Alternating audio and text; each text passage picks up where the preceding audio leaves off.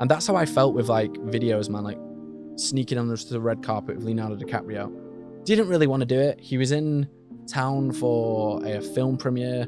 I'm in the bathroom waiting for 3 hours. We've already snuck past the first main area of security. I've got to act like, oh my God, I can't believe this has worked, when we've done this like 15 times in a row. I kind of thought it was going to work. Then we're on the red carpet. It's like, oh, Leo. Oh. I was like, oh, I'm just kind of done with this shit.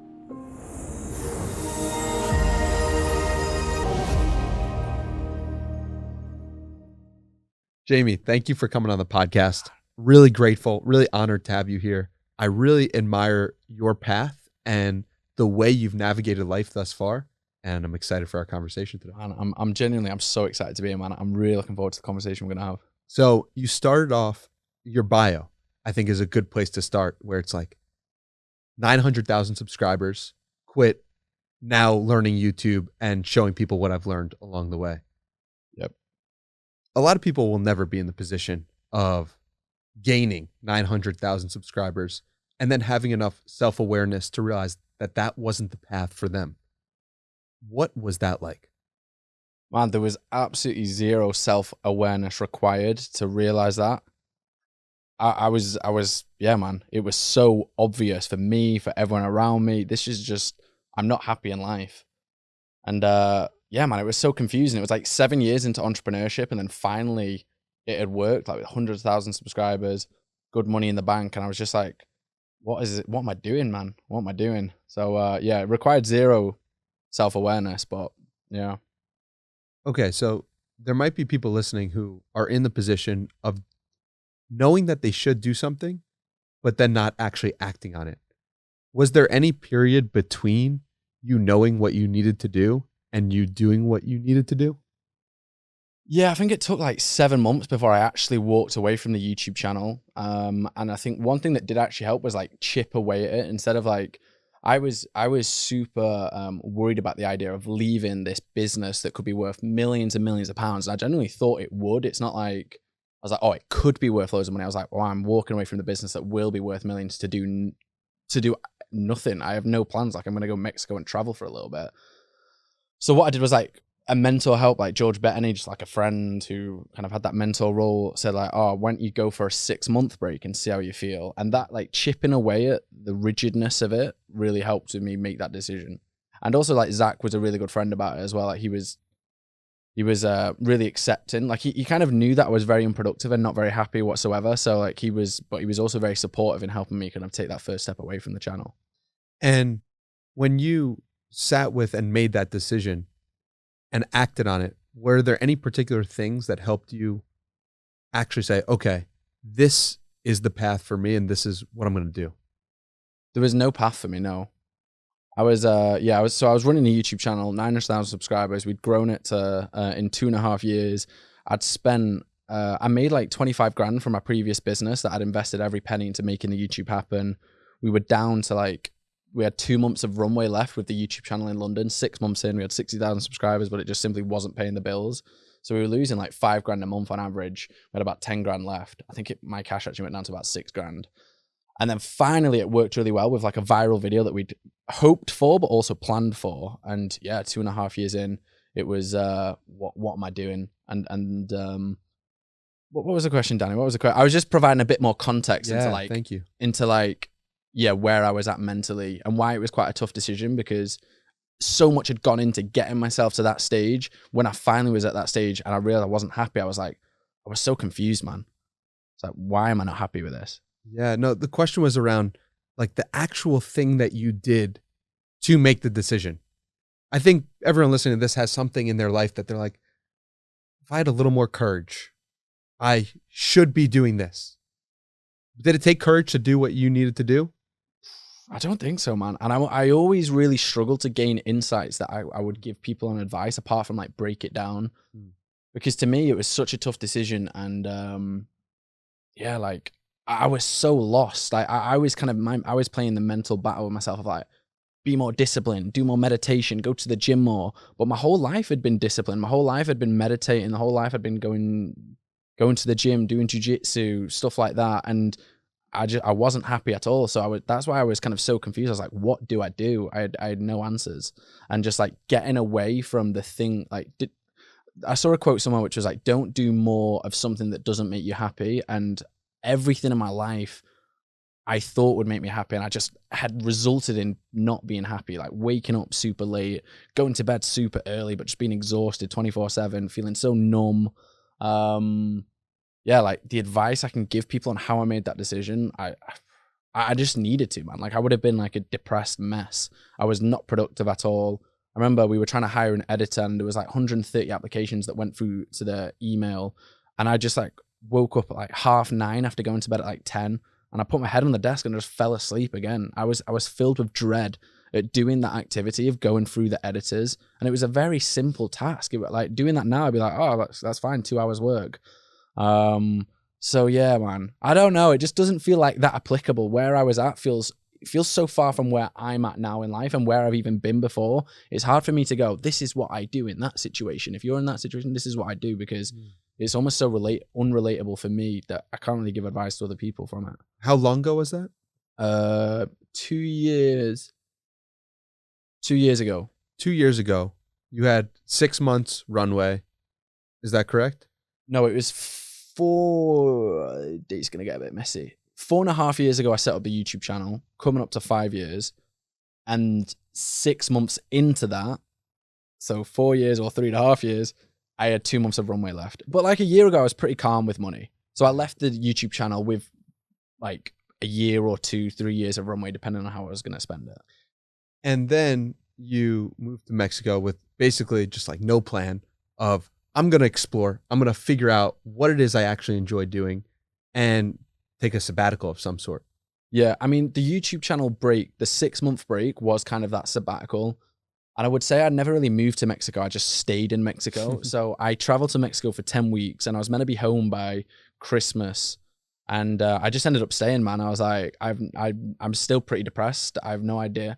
I don't like saying the word depression because I feel like it wraps up quite clear emotions. But I do think I was depressed, but I was lost in life. I was confused in life. I didn't have an idea what was going to bring me joy. I had no purpose. Like that's what I think the problem was. And that kind of resulted in depression. But yeah, and I was like, do I really want to go home back to England, move in to my mum's house in Manchester? Like where I'm from isn't the most inspiring place in the world. Like my friends, I've got really good friends there, but they're all kind of doing different things. And that's not really that I didn't think was going to be an inspiring place to take my life. So I ended up just staying in Mexico where the weather's really nice. The food's really great. It's a lot cheaper. So I could, have my own place and things like that. And yeah, ended up staying in Mexico. And then what'd you do? When do you realize you weren't depressed anymore?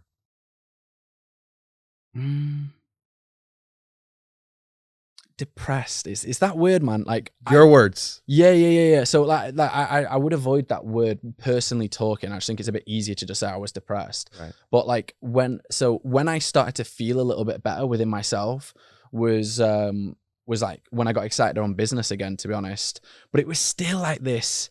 It was almost like a desperation. Like for the first time in about a year, I felt energy again and I'd felt excitement again. And so that was when I started chasing an entrepreneurial endeavor.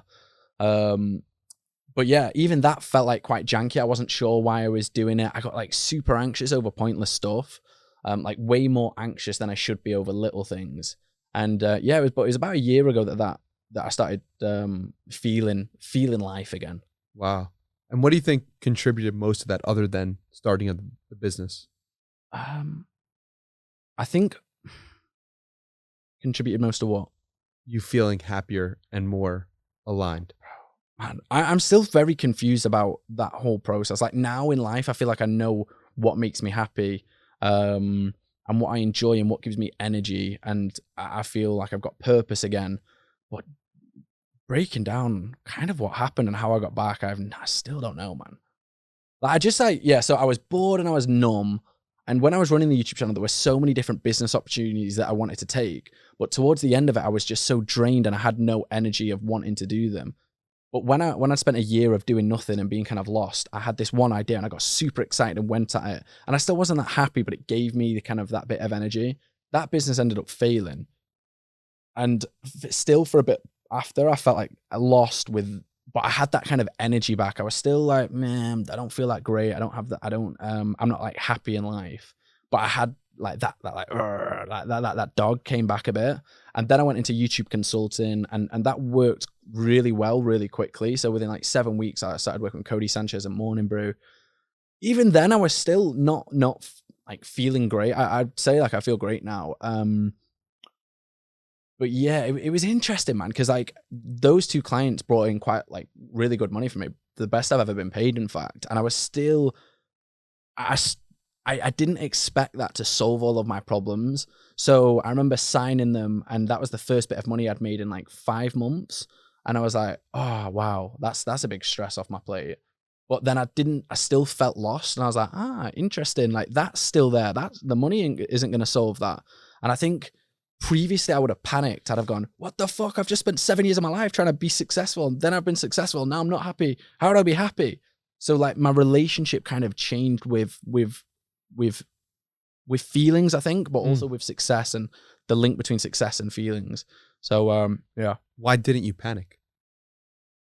Because I think I'd kind of realized that the success wasn't going to fill any hole really. And for when I was 18, I've kind of worked out looking back. This is the stuff that I feel like I know very clearly. That little time period from leaving the YouTube channel, being really fucking depressed. I feel like I don't still have a complete handle on it. But when I was 18, I don't think I felt enough in life. And I just, looking from a young person out into the world, like, how do you feel enough in life? You kind of earn that. You make money, you get a valuable position in life, you work hard, all of these things that we're told, not from necessarily school and society, but I think society and school do tell you those things as well, but also from these entrepreneurs, like, be disciplined, work hard, fuck your feelings. And I completely fucking did that, man. I worked hard at a business, like a tech company, for 4 years. That didn't quite work out, and then I just dumped the money that I made from there into a YouTube channel, worked super hard. And then finally, when the money and success came with that, these are like relative levels of success. Like the millionaires listen to this, well, that's not successful. But for me, making 100 grand, that was hugely successful at the time. And yeah, when that came and the feelings didn't get any better, that was very confusing. But then I knew how that wouldn't happen, basically. So the feeling side needs to come from somewhere else. But it's funny because when you were younger, you started a happiness app. Yeah, here it is, little fucker. I didn't actually start it. That was so there was a startup weekend in Manchester, where it's like a 2-day hackathon. And when I was like 16 or 17, I went along to that, and I didn't really have an idea, but I read somewhere kind of that if you do appreciation, gratitude, improves your happiness by 10-20% or something, like a basic stat like that. And I thought it'd be cool to create an app that automatically changed your background every day to make you feel grateful. And yeah, I went along to that, did that pitch, and yeah, that was like my first like flirting with entrepreneurship. But it's interesting because there's part of you that took to that idea and was like, oh, I want to make the world happier.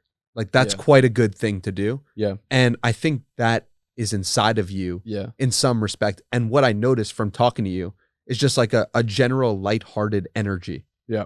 And cool, and it's like, it's cool that you can do all these things, start this YouTube channel, and then come back to this place. It feels like to me of just wanting to make the world a little lighter. Yeah. Does that resonate? Yeah, 100%. Not necessarily lighter, but impact is something that I feel like I really need. Like my mum was she worked as a teacher, an English teacher for like 40 years, and then she went into a head teacher, and then she became an executive head teacher, and she got an awarded OBE by the Queen. And I've seen kids' parents go up to her and say, wow, man, the school that my kid was at before you were a head teacher, she was getting bullied, she absolutely hated it, she lost all her self-conscious, and just like thank my mum with so much gratitude. And so I saw the impact that my mum had on young people, and I just got like a big energy from that. And even now, like that, I need to do that. And I think I'm taking a bit of time out of business, and at the moment, not like full time, but I'm just like not sprinting at a goal at the moment. I'm just like assessing what land I want to do, because yeah, the consulting business was doing quite well. And the next logical step in my kind of lizard brain is like, right, let's do well more. Let's get 100K a month instead of 15K a month. But I'm like, like I know now that that success and the money won't fill anything inside. So I'm exploring what will. What do I actually want to build? What do I want to assign my name to and dedicate my name to? And I think that's something that you do quite well, man. I think like you know your purpose and you know the value that you give to people is way beyond just money. And that's what I'm trying to work out at the moment, man. Yeah. So how do you go about figuring that out? I definitely think there's a multiplier effect on the amount of resources that you've got in life and the amount of impact that you can have. So Naval kind of says like to be happy, work out, get money first. And so I kind of think my approach wasn't that incorrect. Like when I was 18, I didn't really have any money. And yeah, when I got the money from the YouTube channel, I could go to Mexico for a year without earning money and I could assess what I wanted to do and I could try set up a business and fail and I could give myself 2 months to get a consulting client and I could win one. So that really helped. So yeah, how am I going to work out how to do it? I think it's just balancing those two things of like building up resources and doing so in a way that does have impact, but also having some sort of idea of what I will do once I get resources that could add value to the world as well. And I'm not sure on those right now. It feels like it'll show itself when it's ready. Yeah. Because you're taking the appropriate actions. Yeah, every man. day. Yeah. Like at the beginning of this year, I launched like a YouTube strategy product. This was like $9,000. And at the beginning of this year as well, I was like, right, I'm going to sell one of these a month. And I sold one in January and February. And I was a bit like, can't really be bothered selling this thing. Not selling, but like doing this thing. I don't really want to do one of these a month and I don't want to do 10 of these a month. And that's what the original plan was. So, yeah, I'm just working out like, but I do enjoy the resources. Like $9,000 a month is quite nice and it doesn't really cost me anything to do. So, yeah. Was that a course? It's more of it's a productized service. So if a YouTube channel doesn't know what content to create or wants to create the most optimum content, I'll go away and capture the highest performing content within their niche, categorize it into what's working, and then brainstorm 6 months of ideas for them. So like it works really, really well. I think it's an absolutely sick product. But my kind of business model and life plan was embedded within like that and then doing more. And yeah, man, I'm just not entirely sure what I'm going to do with it. But yeah, man. I love the honesty and transparency of not knowing and you putting out that you don't know what you want or that your purpose and you're struggling with that. I think that's a very refreshing, especially for someone to come on this podcast. Usually it's like, I have the answers or this is the things that I've learned to get to this point. Yeah. I mean, what I was going to say is like with that 15K a month that I was doing with that product, so I was like, oh, nice. Yeah, this is cool. And my original response when I was like, this isn't really right for me was fear. I was like, I need to make money. Why am I not excited by money? This is like, I'm lazy. Like people would kill to be able to make money in this way. Like I do no direct sales, like no DMs with people. I've done it once to one guy, but that's only because I wanted to learn from him and connect with him. So I'm not trying to sell this thing and it's $9,000 and it doesn't really take me that long to do and it adds loads of value. So why do I not want to sell this thing? But I now see it the other side of like, wow, if I'm not happy making like $15,000 a month and kind of easily being able to scale it up if I want, what I do settle on, I think is going to be really big, man, because it's going to be like value based. It's going to have a real impact. And like I said, if I can do that 9K kind of fairly easy, if I'm really fucking going at something that I really believe in, that I think is going to impact loads of people, that's where like the magic is created, I think. It sounds like you have some idea of where you want to take it. Bro, I don't, man. That's crazy. There's one side. So I feel like I'm one of the best people in the world at growing YouTube channels. I love YouTube as a platform. I think it enables people to scale their ideas, scale what's in their brain without needing permission. Like if you want to be an actor, you need to find an agent. There's loads of other examples from other areas with YouTube. It's creativity and it's hard work. And I think that's really, really cool. And I think it unlocks so much kind of business opportunity of building out really cool products and selling that to your audience because they already love you. So I love YouTube. And yeah, I've been in the space for like half a decade now with quite good results behind me. So I know it's going to be in that space, but it's like what in that space is going to impact people, what in that space is going to add loads of value to people and keep me at the forefront, keep me deep within that space. It's funny. You say you're one of the best in the world at building YouTube channels or at least going viral or understanding ideas on YouTube. That's incredible. A lot of people would like to be proficient at that skill. And a lot of people who listen to this podcast are also YouTube creators in some way. So what do most people get wrong when they're building their YouTube channel? I think there's quite a lot. companies get wrong, they just use YouTube as a video content dumping ground. So they just smack up any sort of video content on YouTube. I think the lowest hanging fruit for anyone getting into YouTube is the amount of open data available on YouTube, and its accessibility. And so yeah, like YouTube, you can go on any creator that's in your niche and go on their most popular videos. Imagine if that was on Amazon, for example. You want to do a shampoo brand. You could look at every single shampoo company that's ever put a shampoo product on Amazon, see the product that has sold the most for them, exactly how many units are sold, the product photos that they use to sell those things, and like the product description. You can do that with YouTube in a click of a button. It's so useful. So I think that's really underutilized. Like that's something that I did for my channel, and yeah, it worked quite well. With the second video we uploaded, got 400,000 views in the first month and grew us to 30,000 subscribers. And yeah, we ended up getting like 8 million views from that format. And I applied it with Codie's channel as well, Codie's Sanchez's. And the first video off the back of like this research and me analyzing what works well in her niche is now on 2.6 million views. It's the highest performing video ever by more than double. He's got like 50,000 subscribers, over 50K in AdSense revenue. And yeah, man, like the pretty big results. And yeah, it's just like a practice. That's what I rolled up into that product. I mean, you don't need to buy the product for this. Just literally go and analyze 5 or 10 channels in your niche, look at the highest performing videos with that popular videos button, and see what the common facts are, and like brainstorm from there. What should somebody be looking at when they're looking at the most popular videos? So there's 3 things that I just did like a Twitter thread on this today, but there's 3 ways that I'd extract from it. Like direct abstraction, which is, can you just change something in their title formula and apply it on yourself? Like you'd want to do this with channels that are away from your niche, so it doesn't look like you're copying. You don't just want to copy what anyone else is doing. You won't get originality. You might get views, but you won't get originality. The second one is like indirect extrapolation. So you're trying to work out, if this has worked in this space, how could it work in my space? And combining a few different high performing topics from 5 to 10 channels. And the third one is abstract extrapolation. That's what I call it. And from there, you're kind of trying to work out why, like what psychological levers has this video been pulling on that is entice someone to click, and why they've stayed. So Yes Theory's highest performing video has got 27 million views, and it's exploring an abandoned city with no laws. And I kind of was like, why are people clicking on this thing? And it's it's really curiosity evoking. People are like, wow, this thing still exists. That's insane. It's really captivating thumbnail. So I started looking at other things in the UK of like, what would people be surprised still exists? What would be visually captivating? And found that bog snorkeling thing, where every year people fly in from all over the world to swim in this bog.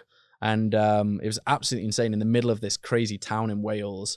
And we did a video on it, and that's the one that performed really well. And then we started indirectly extrapolating from that and saying, what else is crazy that happens in the UK? And we found the world's most dangerous football game, which is like this crazy football game where the goalposts are 4 miles apart, and there's no rules, man. There's this massive football, and people just like punch each other in the face, kick each other just to try and get this, but they like swim through this crazy like water bogs. Like it's treacherous shit. And yeah, that got like 3 million views. So yeah, that's that's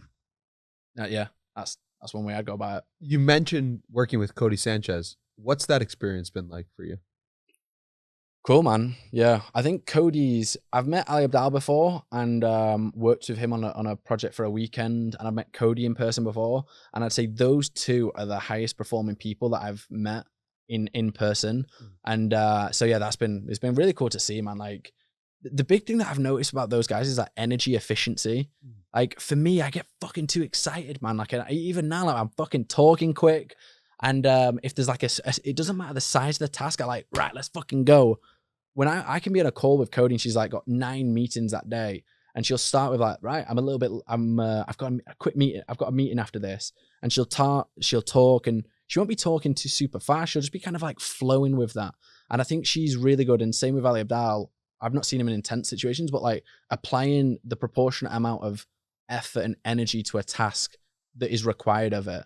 So this conversation with me and you, man, we did it last night in the sauna. I wasn't exhausted by the end of it, but I feel like I'm exerting a lot of energy because I'm excited, because maybe I'm a bit nervous with all the camera setups and shit, but I feel like they're really good at like energy efficiency, which is cool to see. Anything else that you notice about people who are high performers in general? Because you spent a lot of time with high performing YouTubers as well. And I'm curious about the commonalities you've noticed. I think the YouTubers are very different. I think the YouTubers, the good example to take from them is they're just fucking all in on what they do. I think many, if not most, YouTubers are really below average at most shit that they do. And I actually think that's a huge problem that holds back creators. They're so creative. They can come up with this idea. They can be ballsy and sneak into an event. They can do this, that, and the other. But when it comes to like managing a team and being on top of finances and allowing someone to go on holiday and negotiating deliverables from them, they're terrible at that. Terrible. They're like opposite skills. One's super creative, one's super like organizational. And I think that's why people like Codie and Ali Abdaal can kill it in the space, because they are really operational. They know how to run and operate a business. But they at the moment, I think, do lack on like their super creative stuff, but that's fine because they can hire people to do that. Like you coming in. Yeah, exactly. How does somebody come up with ideas other than looking at the popular things that have worked? What are the other ways you would brainstorm or think about idea generation? I think that abstract extrapolation can work really well. Like, it's just such a great cornerstone. So this video's got 20 million views. What are some crazy more ideas, crazy other ideas we can come up from this format? But yeah, I don't know. It's this thing that I want to like be more conscious of. I think that method is really, really good in its own, but it's a space that I want to do formulate a lot more. I've heard of techniques such as like getting a dictionary out and just brainstorming around words. I think you could do something with ChatGPT of that, of like just like random stuff that can come into your brain and then working around that. I think if you could combine that with videos that perform well, that'd be a cool method. Yeah. The reason why I bring it up is because you've said in a previous podcast about how you, in order to find ideas that change the world, you were not looking for videos from other people. You were looking at videos that helped encapsulate a behavior that most people weren't aware that they created. And I told you this yesterday in the sauna. Yeah, right. And you're like, when did I say that? Sounds too smart for me still, man. You said you were going to show me that clip. I've still not seen it. No, I got to show you after. But it's insane because I think this is such an interesting idea of like the people who are able to pull what we're feeling in any given moment into their words or into their music or into their craft are able to create the best art, the best podcast, the best movies. Yeah. Because you're able to encapsulate feelings. Yeah. I think, yeah. People, they want to feel like they're seen or feel like they're heard. And if you can encapsulate that with a piece of content, that's I think that's why people go to these platforms to feel something. Like they're bored, they don't know what to do. If people are feeling a lot without the platforms, then they don't whip out TikTok or Instagram or YouTube, right? Like if you're on a roller coaster, you're not watching YouTube. If you're having a great day or, you know, these stimulating actions outside of digital screens, you're not going to them. Yeah, that's true. I've never considered that the result of people checking out content is often because they're lacking some feeling in some way. Yeah, that's something that we'd optimize big time for, like emotional intensity. And that's why sneaking in videos work really well for us. Because when you say sneaking in videos, you mean? Yeah, like we just started, me and Zach started sneaking into events. Like one video that he did on a channel before the Zach and Jay show was sneaking backstage with Conor McGregor, and that went super viral, man. It got like 50 million plus views on a huge Facebook platform in England. And yeah, he snuck into this massive arena, then he snuck backstage and he saw Conor McGregor cut his 30th birthday cake with all his like family and friends, and everyone's like, oh my God. But like the stakes are quite high there, and whenever stakes are high, like people are nervous on their edge of the seat, and with sneaking in videos, the stakes are always quite high. So yeah. What's the downside to doing pranks and living that life? I think you start associating the things that you're doing in the content with views and success and growth as opposed to the moments. And so, yeah, I always see it like when I describe what I do to like normal people in Mexico, like, oh, what do you do? I'm a YouTube consultant. Why are you a YouTube consultant? Set up a YouTube channel. What content do you do? Oh, I do videos, like sneak it in and go, oh my God, that sounds amazing. And on paper, it does sound really good.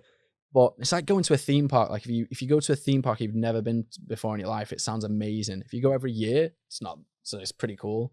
If you have to go once every week to get paid to live, you don't enjoy it, man. You're just like, oh, when does this ride finish? And that's how I felt with like videos, man. Like sneaking on the red carpet with Leonardo DiCaprio. Didn't really want to do it. He was in town for a film premiere. I'm in the bathroom waiting for 3 hours. We've already snuck past the first main area of security. I've got to act like, oh my God, I can't believe this has worked, when we've done this like 15 times in a row. I kind of thought it was going to work. Then we're on the red carpet. It's like, oh, Leo. Oh. I was like, oh, I'm just kind of done with this shit. So, yeah, I think, don't know, man. Yeah.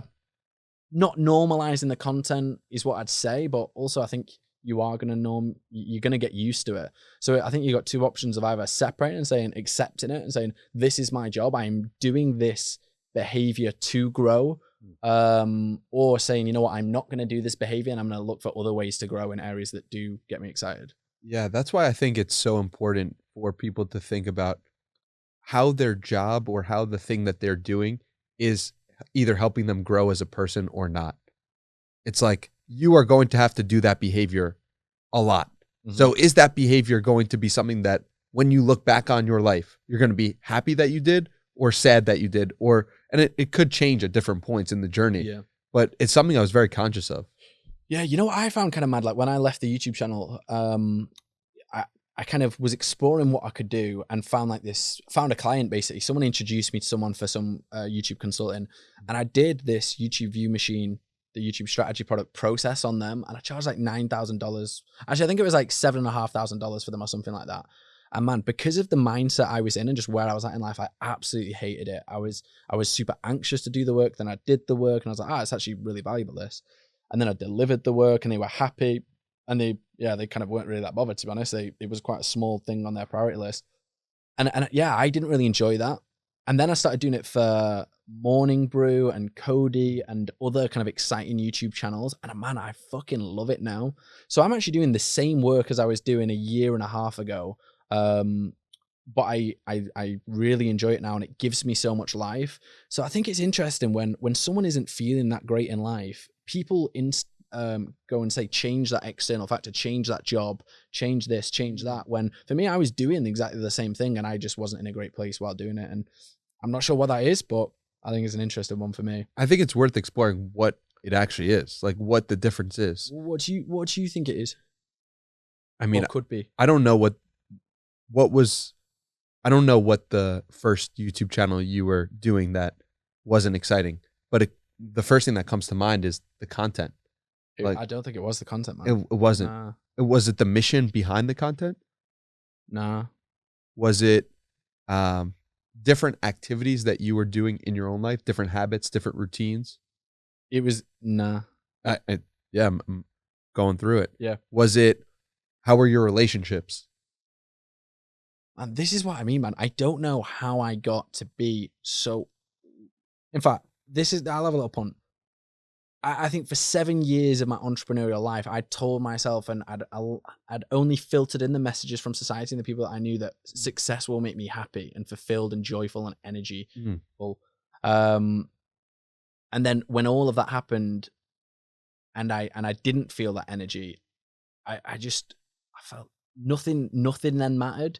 I just needed to reset that. And that wasn't reset by the time I was doing the exact same work.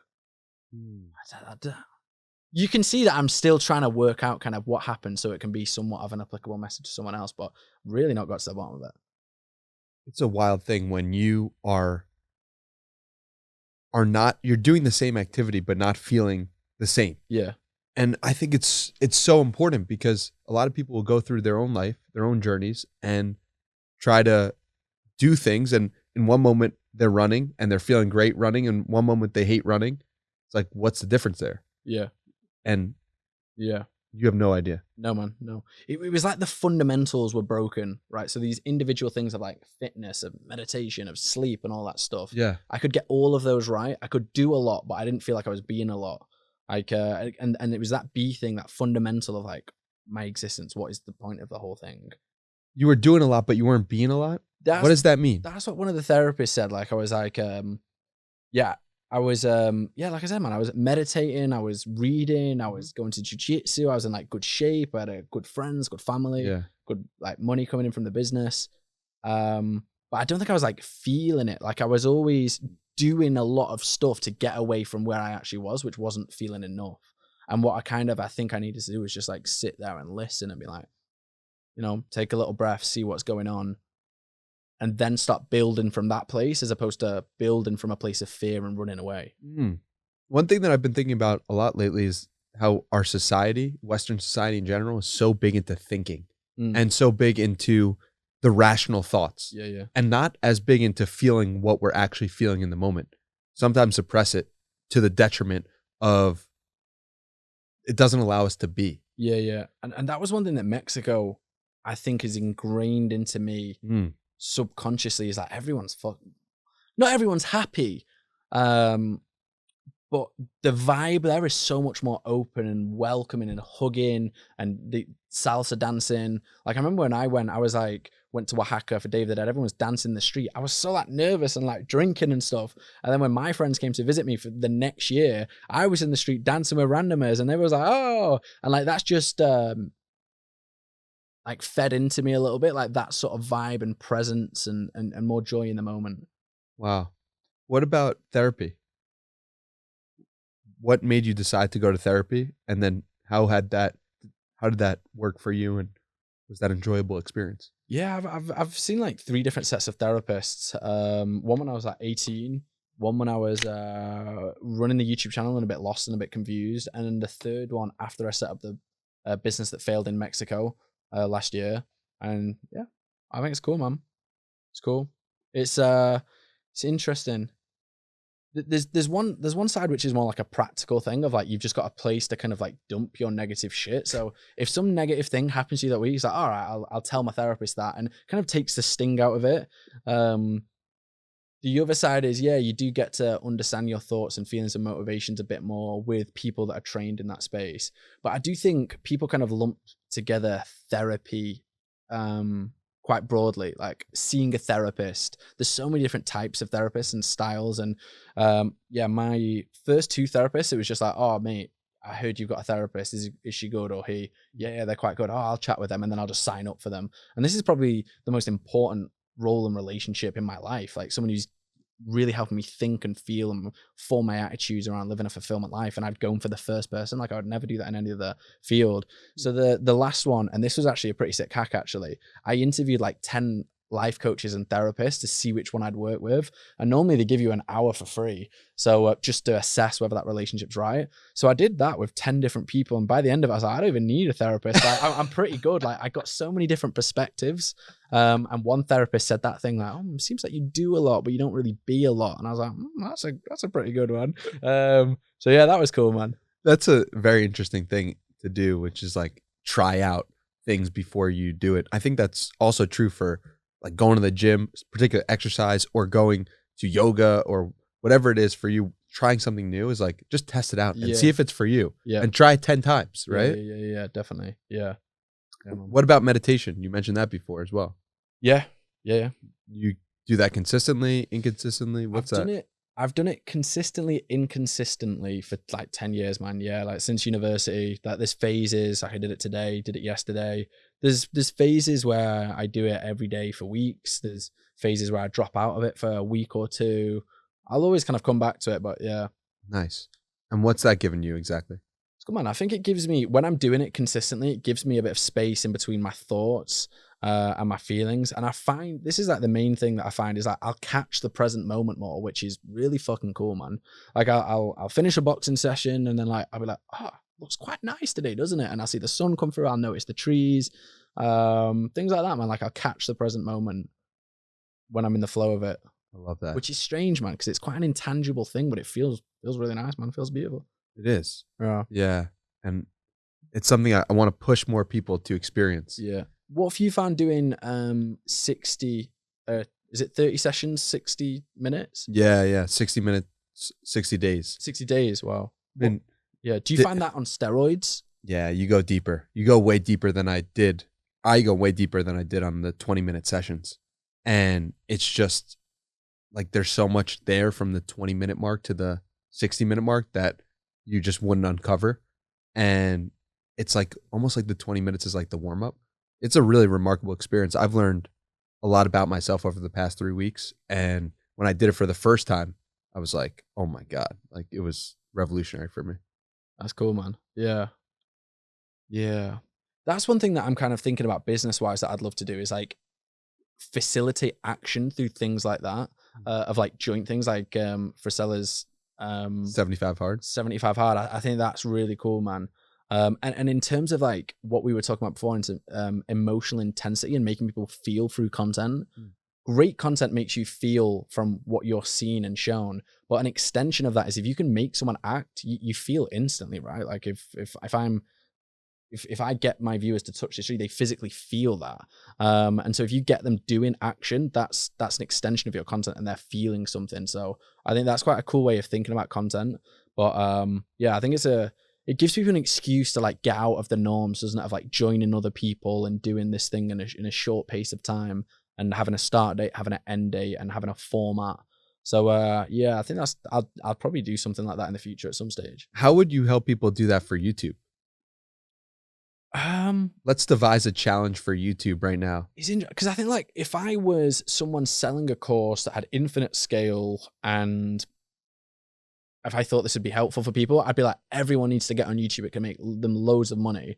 And I think it can make a lot of people a lot of money, but it's definitely not for everyone. So yeah, like when I was going for consulting clients, I was only going for people that were already spending like 10 or 15K a month because I knew they saw the value in it and I thought I could help them get a higher ROI for it. So if I was doing it for YouTube, yeah, I think on a basic level, I'd get them to do that analysis. What's performing well in your channel, categorizing what works, brainstorm from there, implement a video. Well, it'll depend what phase they're at. Like if they've never created a video before, it's like upload 10 videos or something like that to get going. That's cool. So upload 10 videos, brainstorm, and look at the most popular titles and thumbnails and figure out what works. Yeah. And people will be in a better spot after doing that. Yeah, much better spot. Yeah. That's cool. Well, it's like podcasting. Like, what would you do for podcasting? Listen, try and find some things that are working on the highest performers and do 10 podcasts. That's probably the main thing, right? Yeah, because you learn way more from doing something than you do from thinking about how to do it. Yeah. Always. Definitely. You mentioned yesterday that there's a part of you that is like always in a rush to try to get to the place. Yeah.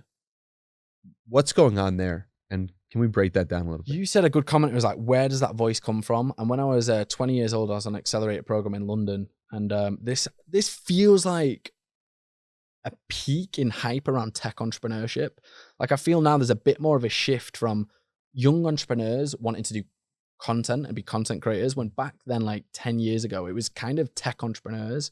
I think there is still a lot of that, but I think people now see that with tech entrepreneurship, you need to raise money, you need to ask someone's permission to raise money, and it's very stressful. There's huge upsides, obviously. When with content creation, you can kind of start from scratch, it can be profitable. You've got the solopreneurship kind of movement stuff. You're saying in 2013, it was way more glamorized. I think so. I was very young and I can't fully remember. Right. Like, but you felt in that moment, you were how old? Back then, 20 years old. You were 20. Yeah. And so you're looking at this and you're like, I want to be that. And that seems like the best possible path. And that was like tech entrepreneurship. Yeah. Mm-hmm. And so I was 2 years into running my company then. And I got into an accelerator program in London. I was like the youngest entrepreneur on the program out of like 80 startups, I think like 230 founders or something like that. And just that was the main thing that was drilled into me. And I think you see it from like the content from Y Combinator, like urgency. Mm-hmm.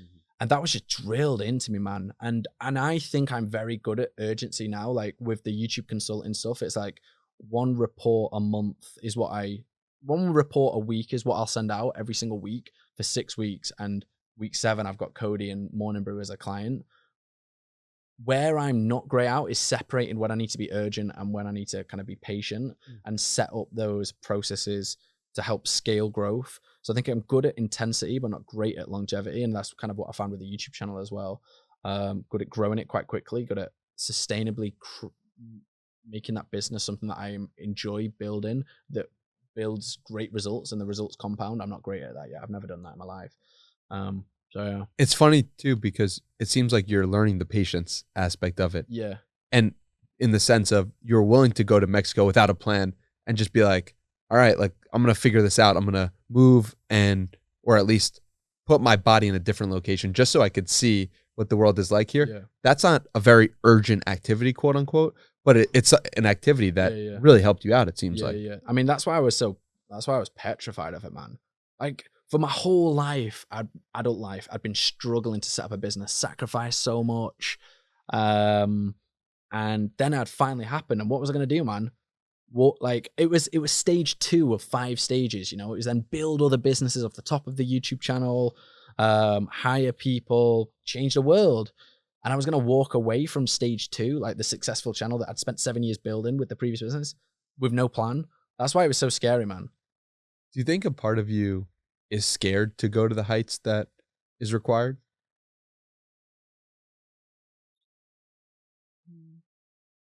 Nah, no, No not fear really. around getting so big. My fears around not doing it.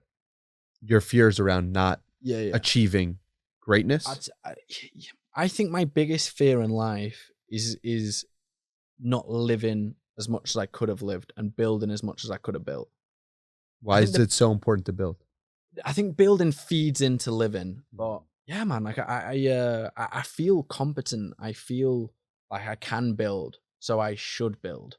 I want to build. I want to make an impact on people, and I think one of my biggest assets is that I've kind of believed in myself, and I've just like gone at stuff because I feel like I can do it, and so I feel like I can do it. So I just fucking need to do it, man. And that's why I'm assessing what is it. What do I need to do? Do I need to do it? That's kind of what I'm assessing at the moment, man. I think the biggest things that have helped me is asking, what would I do for 10 years and how can I win even if I quote unquote lose? Yep. Does that make sense? So what would be your quote unquote loss and So victory? let's say I build this podcast for 10 years and nobody listens, 0 listeners in 10 years. I get to meet 150 times 3 times 10. I get to meet and talk to 1,500 amazing, cool people who are now people I'm connected to in some way. Yeah. That's a win. That's a massive win, even if 0 people listen.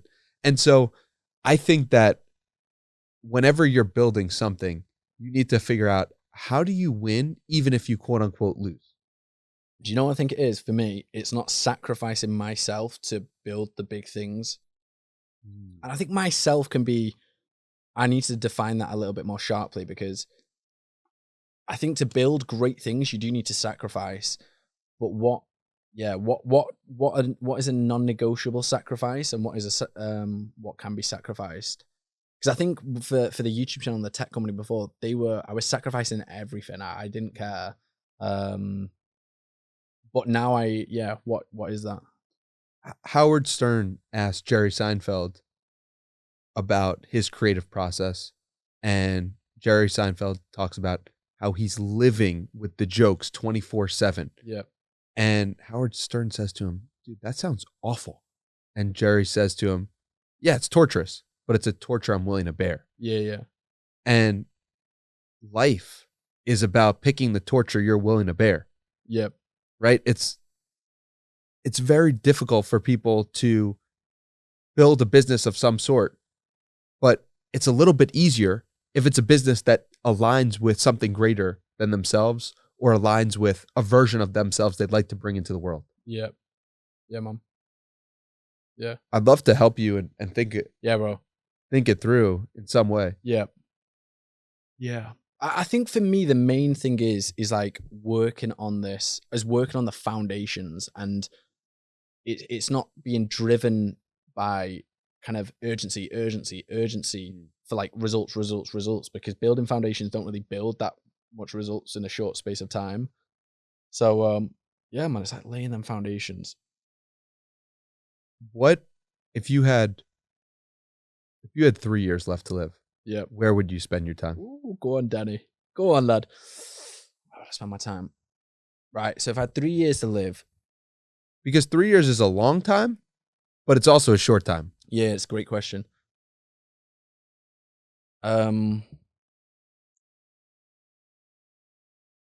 I'd spread some sort of message to inspire people to live as well. To live. not live as well to live more. Live more. Because that was like the message of the YouTube channel, like the slogan that we came to when we finally were able to crystallize it was why wait? And it was the idea that we're living in the best time in the world to be alive. And a lot of people don't think that is the case. But we are living in the best time in the world to be alive. So why wait to take advantage of that? And yeah, I feel like that's been my like core value forever. So yeah, I'd get that out more. And clearly for you, it wasn't with doing pranks. Yeah. I think there was just kind of two sides, and that was what I struggled with and confused me a bit as well. Like I've always loved entrepreneurship. Like when I was 17, I was going to that startup event, and but it was, yeah, it wasn't the activity. It was more the foundations that was underpinning it, because I have always loved entrepreneurship, but I just need to be doing it for the right reasons and also not sacrificing things that shouldn't be sacrificed. And if I could maybe label those things, it's like joy and presence in the day. Being able to connect with people. I feel like when I was running that YouTube channel and the previous tech business, the time would go by so quickly, and not in a good way, man. Like 6 months down the line, and my relationship with time was based on output. So it'd be, oh wow, this is what I got done in 6 months. This is what I can get done, and that time would just come. And I remember speaking with an entrepreneur who was really successful in his own right, and we were driving in LA when I was in LA for the first time in my life, and he was driving this big car. We just had dinner with an investor, and he was like, yeah, man, we were talking about time. And he was like, yeah, man, I remember when my 30s hit. And I was like, well, that's where my 20s went. And that really resonated with me, man, because I know when I'm 80, I thought when I was 80, that's the exact feeling that I would have with life. And I don't want that feeling, man. Describe that feeling a little more. I don't want the fear of not building stuff to overpower the feeling that I don't want the fear of not building stuff to drive me. I want the excitement of building stuff to drive me. You want to be fueled by love instead of fear. Yeah.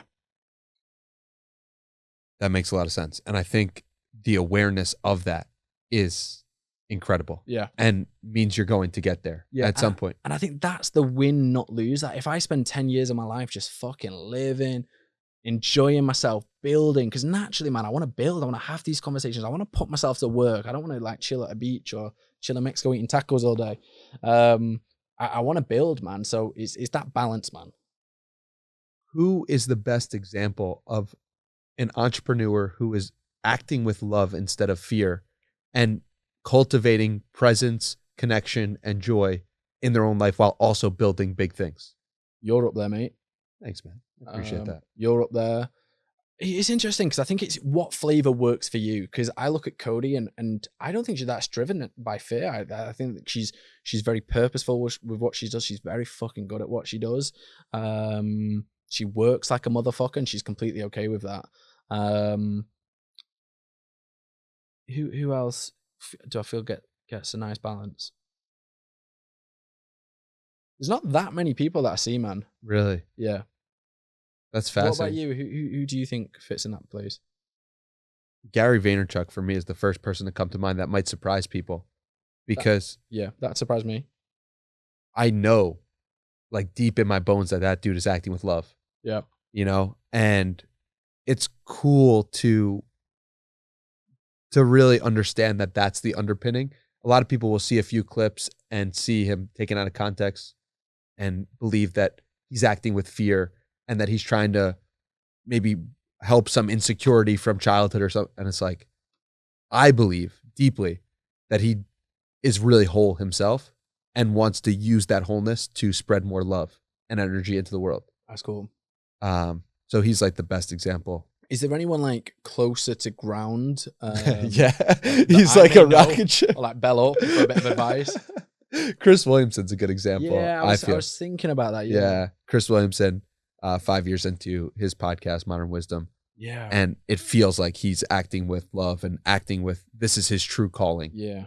So I'm always on the lookout for people like that. So if anyone has entrepreneurs, please DM or tweet me at Hey Danny Miranda, and I'd love Yeah, to, same, mate. Same because here, man.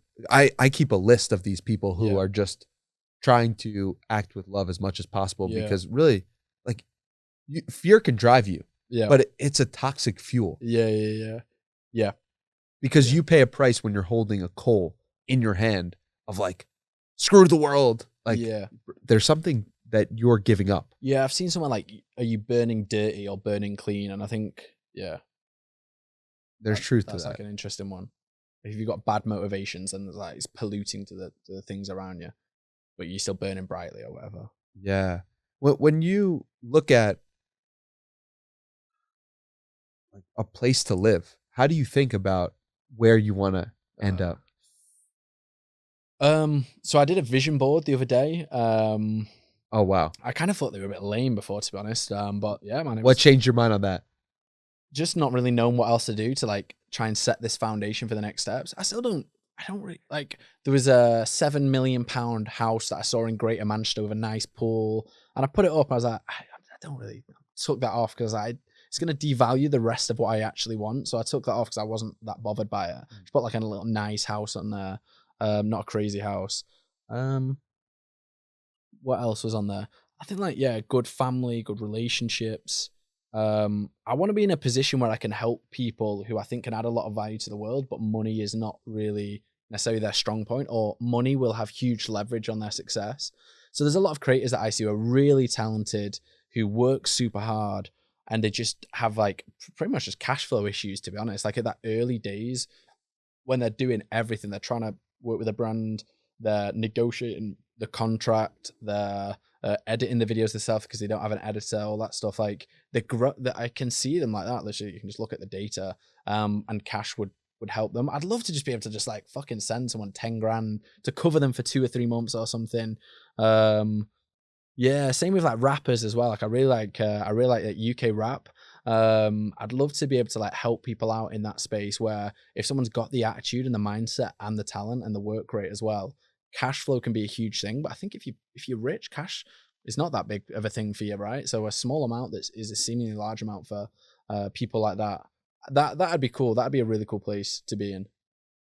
Yeah, that would be sick. I was curious, what was the reason why you got into vision board? Like, how did you come upon that? So like I said, man, I'm just like, I'm actively really looking at what I'm doing for the next stage of my life and what I want to build. And so I'm kind of just trying to get insight from anything and everything on what can help me clarify that.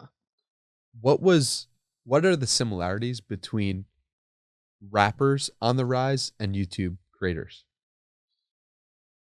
I think like they've got their own flavor. So there's a guy that I sent Zach, who I ran the channel with, and another friend of mine, George, and he's called Strands, and he's got a song called Us Against the World, and I sent them in like November. I'm gonna be that guy. I was like, oh, I heard of him before he was hot, and it was a sick song, and he just had like this almost 50 Cent style, which is quite rare in the UK, of like US styled rap on like a hip hop and rap beat, as opposed to like normally the grime stuff. So he had his own flavor and sound. I rinsed all of his stuff, like all of his songs. He doesn't have that many of them. And then that got a collaboration with a guy called Digger D, who's much more bigger, one of the biggest in the UK. Then he's released a new song. Can't remember the name of it, but yeah, he's released a new one, and that's just blown up. So he's now like blown up, and it's because he's got his own flavor and his own sound. And I think it's the same with YouTube creators. Have they got their own flavor? They're bringing something a little bit different to the table. Are there anyone YouTube creators that you're like, all right, that person right now is going to be big? There's a guy, and I consulted from a couple of weeks ago, and I met him on Friday, called Gen. I think he's really cool. Just GEN. And he does like street interviews, which I think are quite boring. Because they're just kind of low hanging fruits. Anyone can do this. There's an explosion of that format of content, but he underpins it with like investigative journalism. So he's thinking like that way, man. Like, so he's like, right, newspapers are on the decline, street interviews are on the rise. I'm going to merge like telling a story through my content. And he's also including like his personality in there, so he can go away and do other formats and people will stay for him, not just the formats. And he's identified that. And I think like YouTube is one of the key things that people struggle with and they burn out with is creating formats and like closing the gap or closing is defining the scope of their YouTube video. So big entertainment channels, there's no scope on the videos. It's better they can be, the bigger they can be, the better. And videos can always be bigger and videos can always be better. So that it's never done, man. If you do one video, it needs to be bigger and better for the next one. But his format is so good because he just goes on the street, talks about a certain topic, and then he's done. So we can do 5 of those in a week and have 5 weeks of weekly content. If the scope of your video increases every time you upload, you can't do that, man. So I think that'll really help him as well. But he's gonna be cool. He's gonna be cool. It's not like the best content in the world just yet, but I think how he's approaching it and where I'll get to, I think he'll do really well. Well, this is going to be cool to look back on in 2 years, 3 years, see if your prediction was correct. Yeah. He also did an interview with Sneeko, I believe. Did he? I'm not sure. That I've watched a while ago. Really good stuff. Yeah. I think in general, people are hungry for information, which is like it's both sides and it's kind of emotionally intense conversations without the emotion. So a lot of times you just see like, oh, if you see something with transvestite person, it's someone with a really strong opinion, or it's the other side with a really strong opinion. He's like the nice middle ground. So he can bounce off these viral topics that work quite well without being extremely emotionally intense himself. What if you were starting a YouTube channel from scratch today and you wanted to do it with high impact and high connection to humans? What would you do? Well, for me, I'm kind of in a lucky situation where I wouldn't need to set it up for money. So right. I do it in a way that complements me and would have to complement the business as well. Because it is like a heavy lift, man. YouTube channels are probably the hardest platform to win on, or to get started on at least. But yeah, I'd work out how it would complement the business, how I could set up a way where it's not taking away loads of time from the business. If it is taking away a load of time from the business, how it can benefit the business loads as well. That makes sense. One thing I've noticed about you is you're really good with people. And this probably played a huge role in you being able to sneak into all the places. But I see that you do that the same thing when you're in Austin. You're meeting people, you're connecting with people. You're with this person that I know and that person with that. And I'm like, wow, like I see how you're spreading yourself in coming to a new place. Yeah. And really networking, connecting with people. Yeah. What are the best ways you found to connect with other human beings and to help yourself help other people? I love connecting with people. I love meeting new people. I think just doing it more, man, reaching out to more people. I think we were quite organic where we just met in person, which was cool. But yeah, I've met with a guy called Jeremy Kyle, who's the producer for Noah Kagan's channel and in the YouTube space. And we just connected through Twitter. Me and Codie connected through Twitter. What else have I met with? This other guy I met through Instagram. Yeah, I think just reaching out to more people. I do it kind of all the time and it's second nature to me. I think if it's someone who's like you can gain from, it's adding value to them very succinctly, very clearly. I think there's something which I've only kind of noticed this time is like kind of be an interesting person yourself. Sounds a bit weird of me to say, but like you're an interesting guy. Like Codie's husband, I wanted to do like a boxing workout, and Codie's husband is a really cool guy, Chris. And so we did a boxing workout with this other guy, and the other guy, like Chris is an interesting guy in himself, but the other guy, Ramon, he's got this pet company which is like really, really successful. I think it's like $18 million or something like that. And he used to be a kickboxing champion in Holland. And like I've trained jiu-jitsu, I do boxing in Mexico a couple of times a week. And so like I could just like hold my own with them, like me and you in the sauna and the ice bath. I could hold my own there and like playing extreme frisbee. Is that what it's called? That sport, ultimate frisbee. Yeah, such a US sport, man. So I was there yesterday with like loads of YouTubers, and I've never really played, but I'm kind of athletic, so I'm not like embarrassed and like stood on the sideline. So I think that's something in there as well. Dude, let the record show this man went on the sauna for 40 minutes yesterday. And I was very impressed. We did a 40-minute session. I'd never done 40 minutes. And I was like, wow. Do you know what it was, mate? There was a little something inside me. I heard the story of Tyson Fury against one of the Klitschko bros. And Klitschko's from Ukraine. And he's from Manchester as well, actually, Tyson Fury.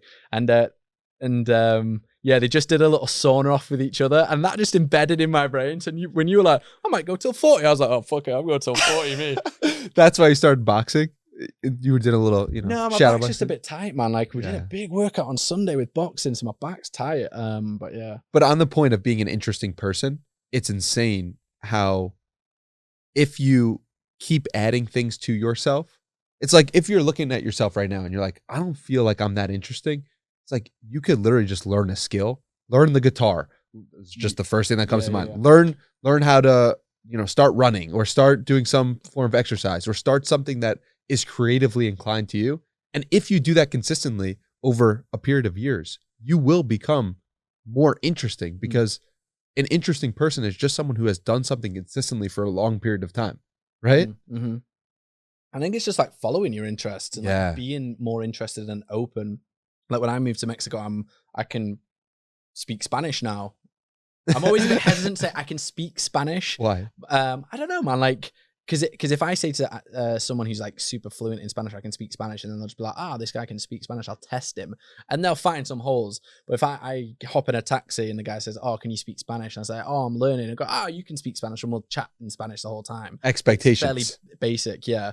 But I learned Spanish, still learning Spanish since going to Mexico. I learned how to salsa dance. So if I go to a Cuba bar in Miami, I'll be able to like go up to a cute little Cubana, Cuban woman and ask her to dance, and we'll be able to dance. And obviously everyone in America will be like, what the fuck? And I'll be able to speak Spanish and shit. So yeah, it's like being open, I think, has helped. It's never like a conscious thing for me, to be honest. What about charisma? Because you immediately, when I met you in Miami, I was like, this dude's charismatic as hell. What has made you more charismatic?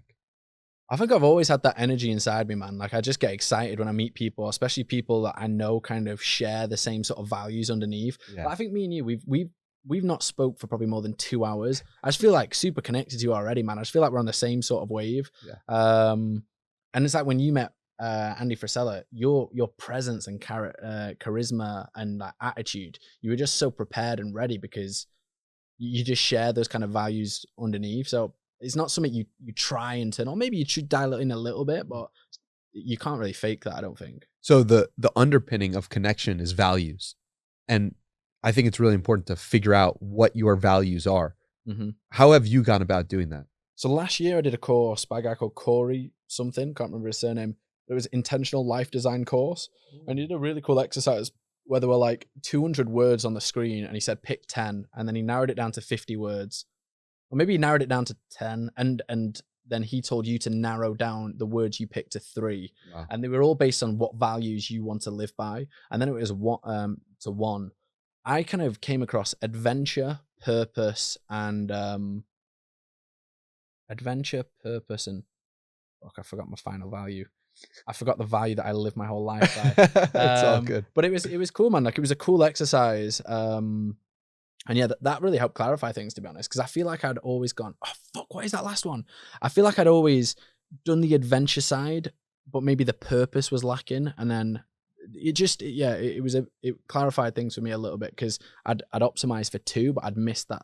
Freedom was the last one. Freedom, that was it. Yeah. So like adventure and purpose, I was living my purpose, showing people with a YouTube channel we're living in the best time in the world to be alive.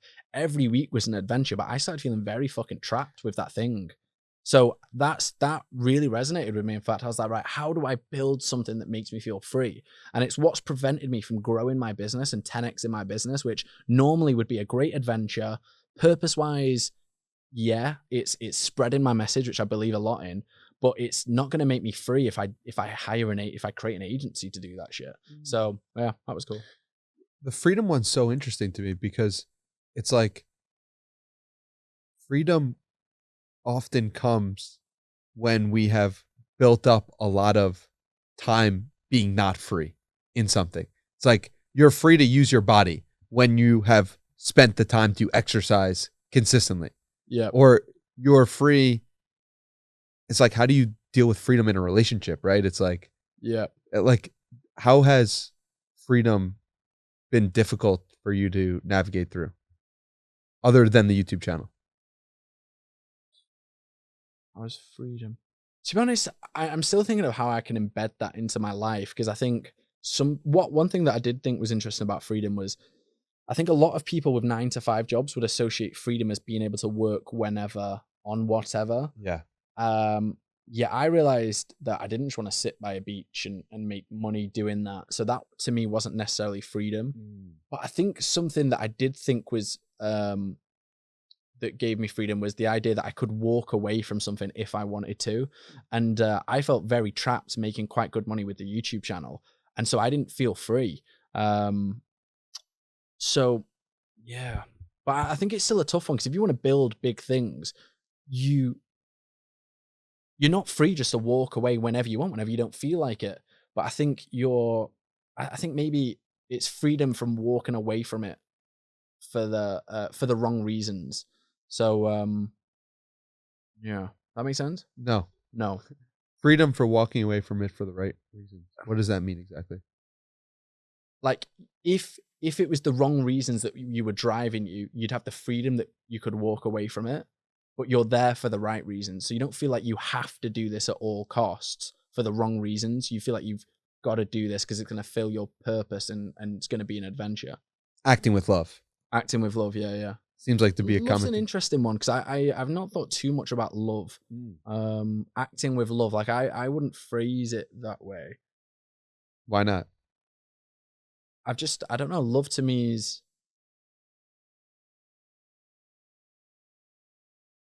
I'm not sure, man. What is love to you? Jesus, Danny. I think Jesus. What's love to you, mate? You go first. Love to me is acting with that moment, person, or thing. When you love a parent or you love a moment, what is happening? You are one with that moment.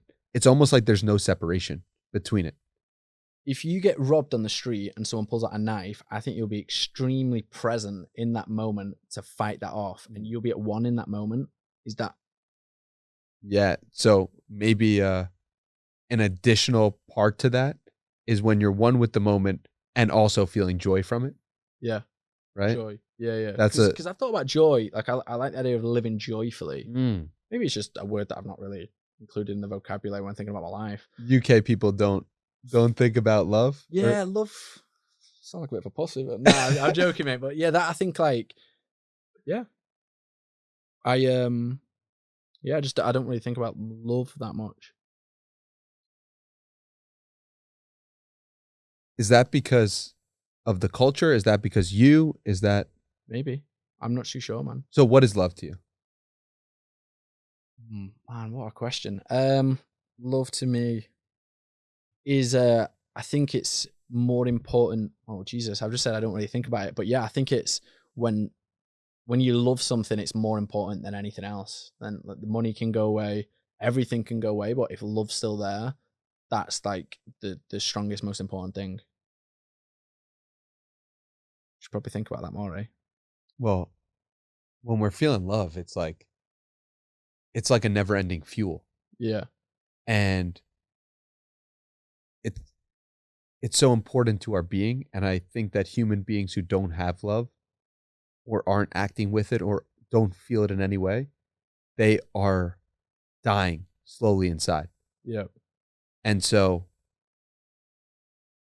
it's so important, man. And especially in the dichotomy of fear as well. Yeah. When you talk so much about the importance of not acting in fear. Yep. What's the opposite of fear?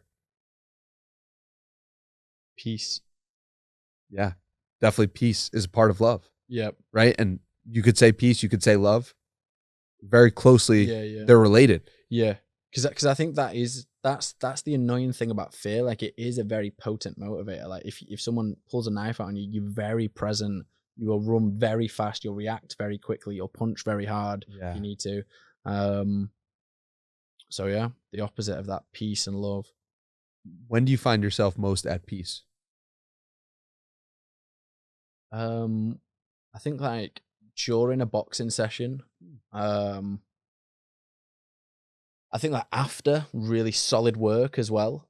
I think like when I'm just like grinding it out and there's something I need to get done and like I get it done and I'm really happy with it. I'm like, that feels nice. When I catch myself in those moments, usually after consistent sessions of meditation.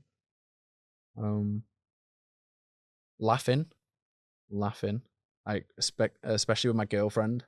We've got a new girlfriend. Yeah, I'd say those moments. That's beautiful, man. I think it's rare that we sit down and ask ourselves, how do we create more peace in our life? But it's worth asking yourself that, I feel. Yeah, I think so.